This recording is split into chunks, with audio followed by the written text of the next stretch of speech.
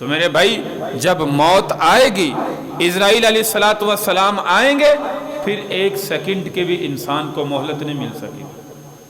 اس سے پہلے ہمارے پاس وقت ہے اس دنیا کی زندگی میں اپنے آپ کو بدلنے والے بنے، اس دنیا کی زندگی میں اللہ کو راضی کرنے والے بنے. یہ نہ ہو کہ موت کا وقت آ جائے اور ہم دنیا میں ابھی تیاری میں لگے ہوں کہ میں نے آخرت کی تیاری کرنی ہے، میں نے اپنی قبر کو اچھا بنانا ہے، میں نے اپنی آخرت کو اچھا بنانا ہے. بہاؤالدین ذکریہ رحمۃ اللہ علیہ ملتان کے اندر جو ہے وہ ان کا دربار بہت بڑا بنا ہوا ہے. وہاں پہ جائیں تو ایک بہت بلند عمارت ہے.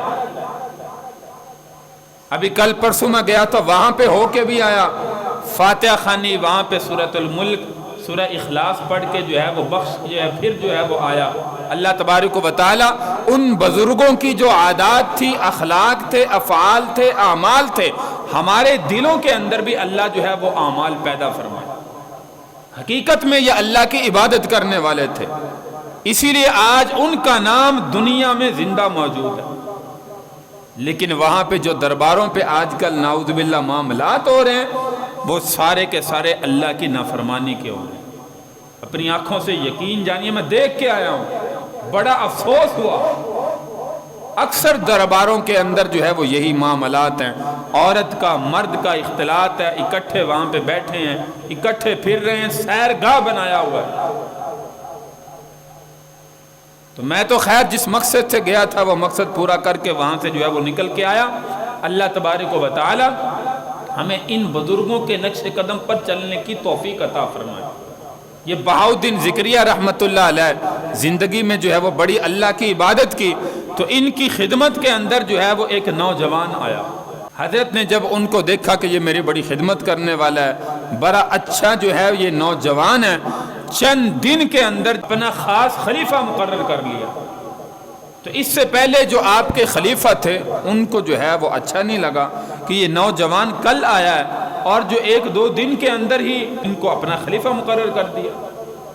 تو وہ سارے حاضر خدمت ہوئے، حضرت جی کے پاس کہنے لگے جی حضرت جی آپ کی نظر عنایت ہمارے اوپر نہیں ہوتی جیسے یہ نوجوان کے اوپر ہوتی ہے.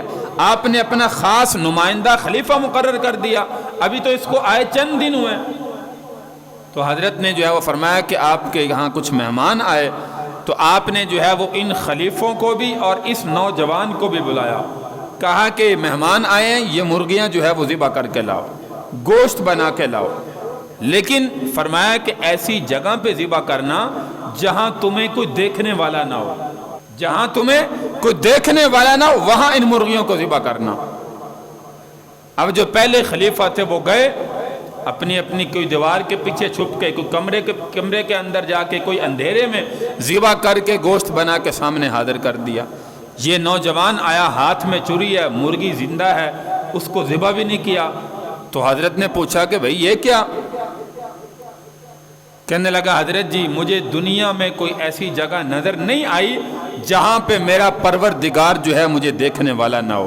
ہر جگہ پہ میں کمرے میں بھی گیا، دیوار کے پیچھے، اندھیرے میں، ہر جگہ پہ آنکھوں سے آنسو اس نوجوان کے جاری تھے. کہنے لگا حضرت مجھے کوئی ایسی جگہ دنیا میں کیا کہیں پر بھی نظر نہیں آئی جہاں پہ میرا پروردگار مجھے دیکھنے والا نہیں ہے. تو حضرت نے ان خلفاء کو بلایا، کہا دیکھو یہ نوجوان زندہ مرغی لے کے آ گیا، میں نے پہلے دن سے دیکھا اس نوجوان کے دل میں اللہ کی ذات کا ڈر موجود ہے، اس کے دل میں ایمان موجود ہے، اس لیے میں نے خلافت اس کو جو ہے وہ فوراً عطا کر دی، اور تم ذبح کر کے گوشت بنا کے میرے سامنے لے آئے ہو.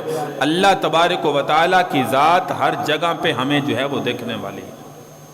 تو میرے بھائی جب ہمارے دلوں میں یہ اللہ کی ذات کا ڈر پیدا ہو جائے گا، وَأَمَّا مَنْ خَافَ مَقَامَ رَبِّهِ وَنَهَى النَّفْسَ عَنِ الْهَوَىٰ فَإِنَّ الْجَنَّةَ هِيَ الْمَأْوَىٰ. میرے بھائی نفسانی خواہشات کو ختم کرنا، اللہ کی ذات کا ڈر دلوں میں پیدا کرنا.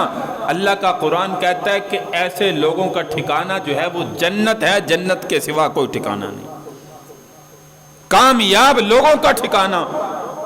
اس لیے میرے بھائی اپنے دلوں میں اللہ کی ذات کا ڈر پیدا کریں. بڑے بڑے بادشاہ بھی گزرے ہیں جو اللہ سے ڈرنے والے تھے،